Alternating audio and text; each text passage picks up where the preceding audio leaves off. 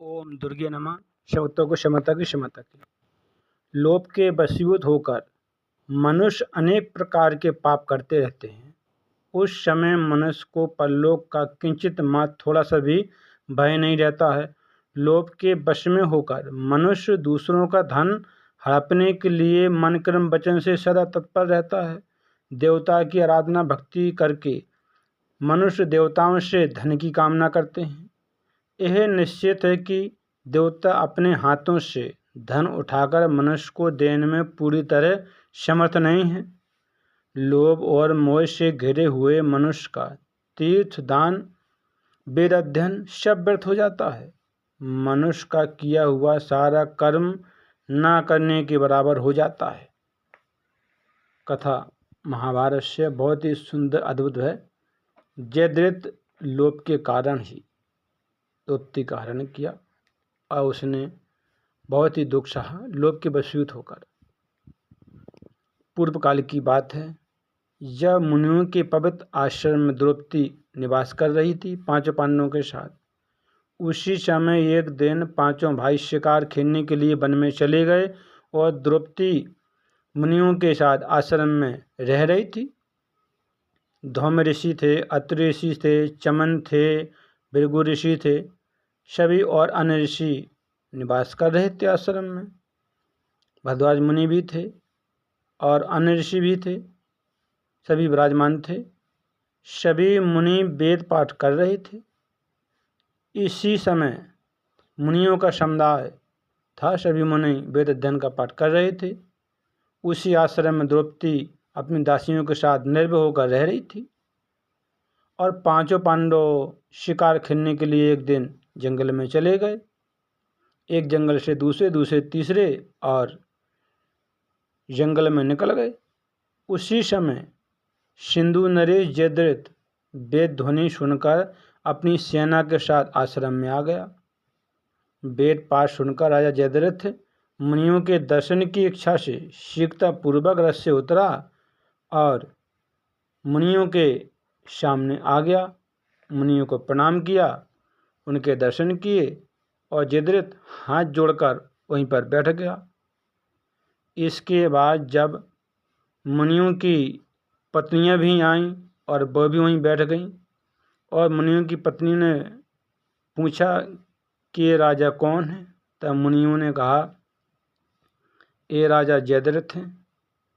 इसके बाद फिर द्रौपदी आई अपनी दासियों के साथ और वहीं पर बैठ गई। जब जयद्रथ की दृष्टि द्रौपदी पर पड़ी तब जयद्रथ ने मुनियों से पूछा, हे धौम ऋषि, यह सुंदर स्त्री कौन है और किसकी पत्नी है, मुझे सत्य बताइए। यह तो रानी जैसी दिख रही है, मुनियों की तो यह पत्नी कदापि नहीं हो सकती है। धौम ऋषि बोले, यह पांचाल नरेश की पुत्री द्रौपदी है और पांचों पांडवों की पत्नी है। इसी पवित्र आश्रम में रह रही है। जयद्रथ बोला, पांचों पांडव कहाँ गए हैं। तब धौम ऋषि बोले, पांचों पांडव जंगल में शिकार खेलने के लिए चले गए हैं और शाम तक ही वापस आएंगे।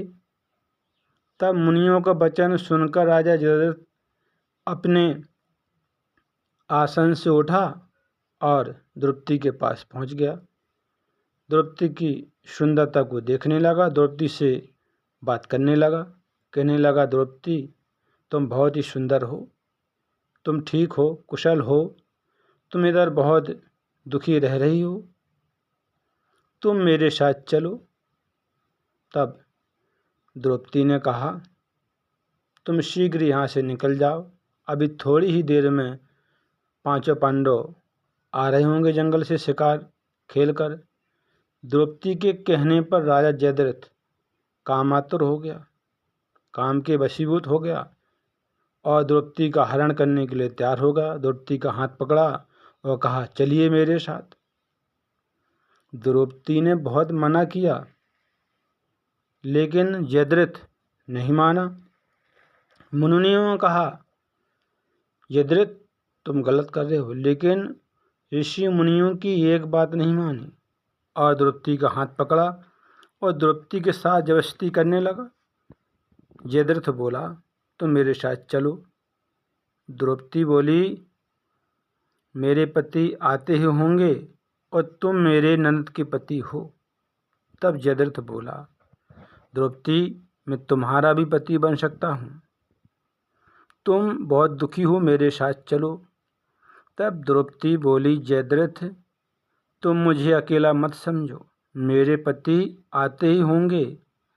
मैं किसी असहाय के आंगन का उगता हुआ बेरी का पेड़ नहीं हूँ जो हर कोई उस पर पत्थर मार सके। जयद्रथ बोला, तुम्हारी सहायता करने वाला यहाँ पर कोई नहीं है। तुम बहुत सुंदर हो और तुम क्रोध में और भी अधिक सुंदर लगती हो।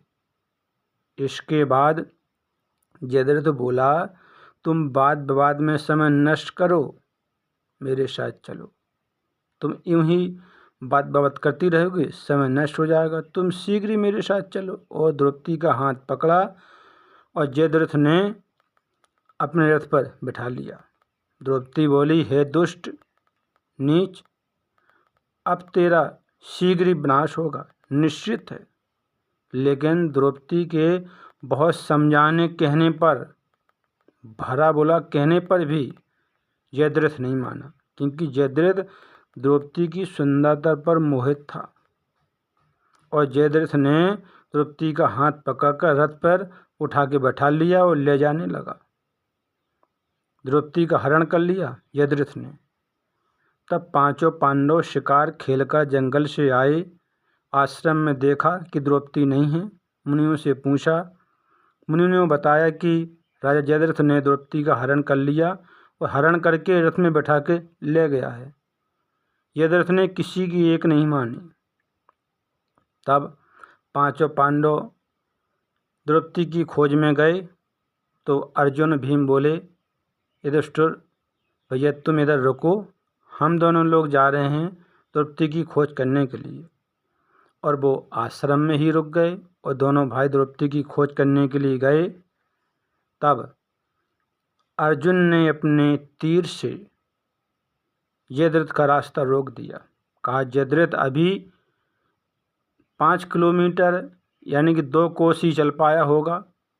तब अर्जुन ने बाण मारा उतनी दूरी पर और जयद्रथ के आगे का रास्ता बंद हो गया। जयद्रथ घबराने लगा। द्रौपदी बोली, है दुष्ट, देख, ये अर्जुन के गांडू से निकला हुआ तीर है, अब तेरा विनाश शीघ्र ही होगा। और शीघ्र ही भीम दौड़ते दौड़ते गए। अर्जुन भी गए और उसकी सारी सेना का संहार कर दिया। वो भीम ने जयद्रथ को पकड़ लिया और उससे बहुत मारा पीटा।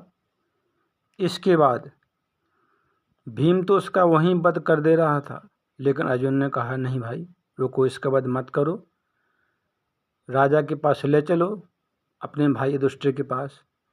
तब भीम पकड़ के जयद्रथ को युधिष्ठिर के पास ले गए और उन्होंने कहा, इसका क्या दंड होना चाहिए। तब उन्होंने कहा, ये तो अपराधी द्रौपदी का है, द्रौपदी से पूछो।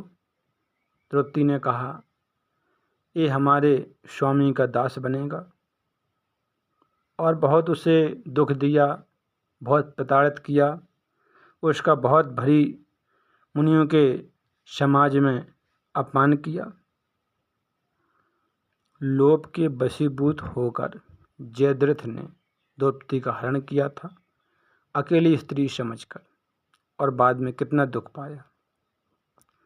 पाप का पाप लोभ ही है जो मनुष्य को बड़े से बड़ा पाप करने के लिए तैयार कर देता है, और मनुष्य उसी के वशीभूत होकर लोभ के बड़े से बड़ा पाप कर देता है।